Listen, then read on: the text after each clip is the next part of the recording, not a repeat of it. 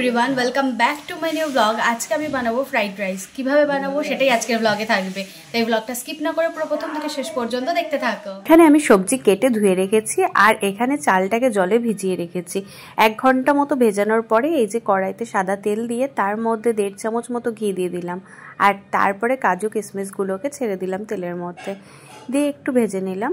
এরপর আমি যে সবজিগুলো কেটে রেখেছিলাম সেগুলো এখন এই কাজু কিশমিশের মধ্যে দিয়ে একসাথে ভেজে নেব। আর পাশের হাঁড়িতে কিন্তু চালটা মামনি দিয়ে দিয়েছে। চালটা একটু সেদ্ধ হয়ে গেলে তারপর সেটাকে নামিয়ে নেব। ততক্ষণে আমি এই পাশে কড়াইতে ভেজে নিচ্ছি সবজিগুলো দিয়ে ভালো করে। সবজিগুলো কড়াইতে দেওয়ার পরে আমি কিন্তু স্বাদ অনুযায়ী লবণ দিয়ে দিয়েছি আর এখন দিয়ে দিচ্ছি চিনি। দেখো এতক্ষণ পর্যন্ত ঠিক আছে, কিন্তু এইবার রান্নার স্টাইলটা একটু ঘুরে যাবে। আসলে এরপর যে স্টাইলে আমি রান্নাটা করব সেটা হচ্ছে মামনি স্টাইল। মামনি কিন্তু বিরিয়ানি স্টাইলেই করে ফেলে ফ্রাইড রাইস।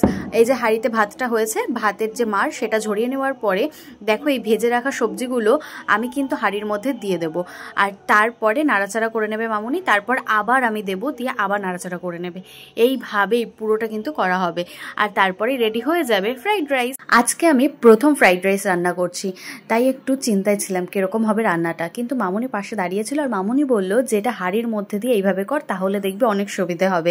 যাই হোক, মামনি কিন্তু এই জায়গাটাতে আমাকে হেল্প করেছে, তার জন্য এত সুন্দর হয়েছে রান্নাটা। তো দেখতেই পাচ্ছ পুরো সবজিটাই কিন্তু আমি হাঁড়ির মধ্যে দিয়ে দিয়েছি আর মামনি কিন্তু ঝাঁকিয়ে ঝাঁকিয়ে এটা পুরোটাই মিক্সড করে নিয়েছে।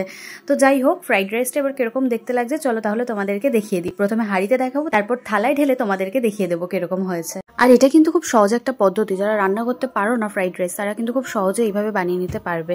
যাই হোক, আজকের ভিডিওটা এই পর্যন্তই। ভালো লেগে থাকলে অবশ্যই একটা লাইক, কমেন্ট আর শেয়ার করো। সবাইকে টাটা।